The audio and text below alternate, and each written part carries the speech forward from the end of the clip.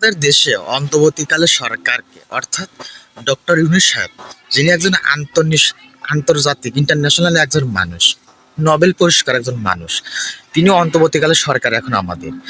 তাকে যদি কেউ যদি ভালোবেসে যদি কেউ যদি একটা হাঁস দেয়, ভালোবেসে যদি একটা মুরগি দেয়, বা দোকানের একটা লাড্ডু দেয়, বা চাঁদপুরে কোনো একটা ইলিশ মাছ দেয়, বা নাটোরে কোনো কাঁচাগোল্লা দেয়, বা নোয়াখাইলা বিখ্যাত সেই পেঁচানো গোছানো জিলেপি যদি কেউ হাদিয়া হিসেবে দেয়, বা ভালোবেসে যদি কেউ যদি আমাদের ডক্টর ইউনূস সাহেবকে, ডক্টর ইউনূস দাদু, আমার দাদু বয়সে, ওনাকে যদি কেউ হাদিয়া দেয়, তার মানে তো এই না যে সেই লোকটা হাদি হিসেবে তারে কিছু দিল সংসদে সিট লওয়ার জন্য, বা এমপি নমিনেশন লওয়ার জন্য, বা এলাকার মেম্বার চেয়ারম্যান কাউন্সিল হওয়ার মনোনয়নপত্র, মনোনয়ন বা নিজের স্বার্থে নিজের দলের কোনো নমিনেশন দেওয়ার লক্ষ্য।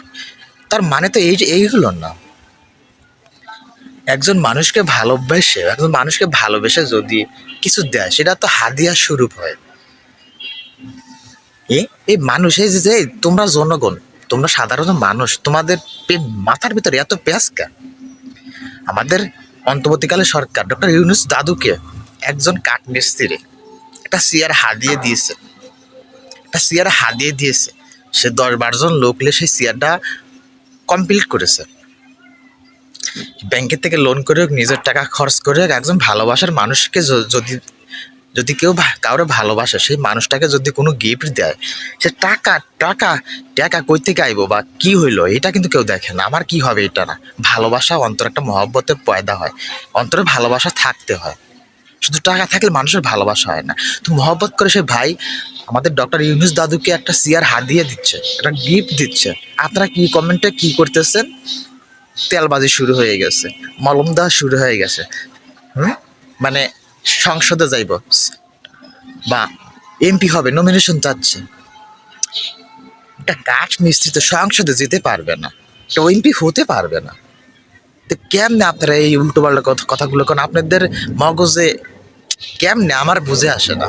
একটা মানুষকে ভালোবেসে দিতেই পারে। হ্যাঁ, একটা চেয়ার বানাতে অনেক খরচ, সেখান থেকে যদি ভালোবেসে যদি কিছু পায়, সেটা তো আর সেই সেই হলো না। ভালোবাসা হাদিয়ে হাদিয়ে দেওয়া সুন্নত, নেওয়াও সুন্নত।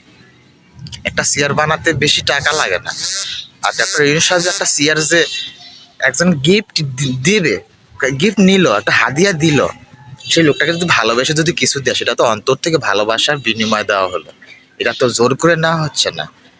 তো এই যে জনগণ, মানুষ, পাবলিক, কি বলতেছেন এগুলো আপনারা? ভালোবেসে কারো কিছু দিতে পারবে না বা নিয়ম নাই?